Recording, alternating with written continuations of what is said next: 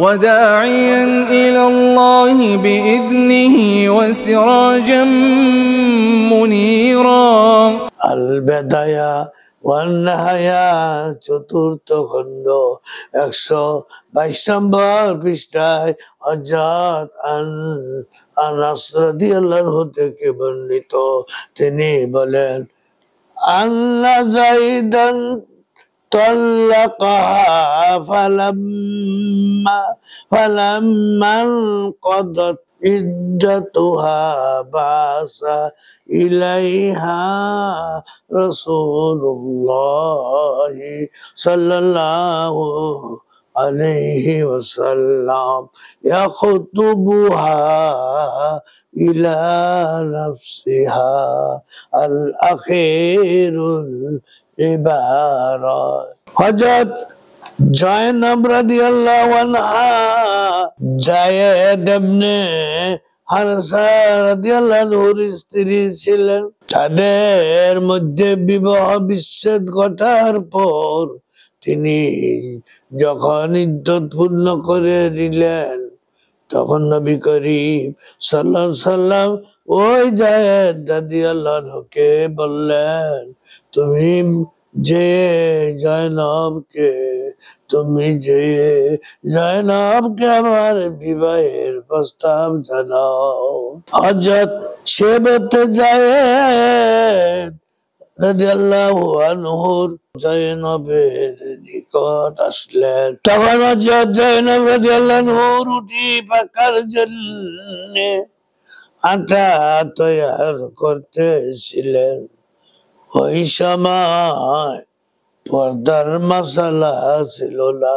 হযরত জয়নব রাদিয়াল্লাহু আনহু যায়েদেরই দীর্ঘদিনের স্ত্রী ছিলেন। তবু হযরত যায়েদ রাদিয়াল্লাহু আনহু বলেন আমার অন্তরে হযরত জয়নবের সম্মান ও শ্রদ্ধার এত বড় ভাব উপস্থিত হলো যে আমি তার প্রতি দৃষ্টি করতে সক্ষম হলাম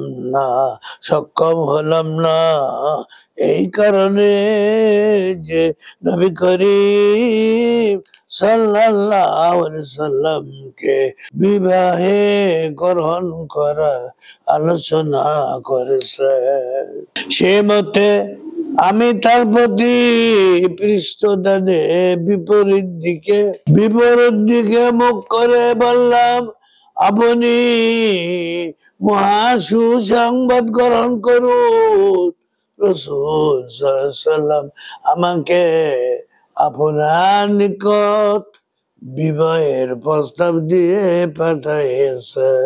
হযরত জয়নব রাদিয়াল্লাহু আনহু বললেন আমি আমার মহান প্রভু পরওয়ারদিগারের পরামর্শ গ্রহণ ব্যতি রেখে কিছু বলবো না। এই বলে তিনি তার কক্ষে যেয়ে দাঁড়ালেন। ইতিমধ্যেই পবিত্র কোরআনের আয়াত নাজিল হয়ে যায়। আল্লাহ সুবহানাহু ওয়া তাআলা বলেছেন যায়েদ যখন জয়নব হতে নির্লিপ্ত হয়ে গেল তখন আমি জয়নবকে আপনার বিবাহে দিয়ে দিলাম। এই আয়াত অবতীর্ণ হলে পর রাসূল খোদা সাল্লাল্লাহু আলাইহি ওয়াসাল্লাম জয়নবের কক্ষে অনুমতি গ্রহণ ব্যতি রেখে তশরিফ দিয়ে গেলেন। অতঃপর বিবাহের ওলিমা খাওয়ার ব্যবস্থা করে লোকজনকে দাওয়াত করলেন। আল্লাহু আকবার। আখিরু দাওয়ানা আনিল হামদুলিল্লাহি রাব্বিল আলামিন।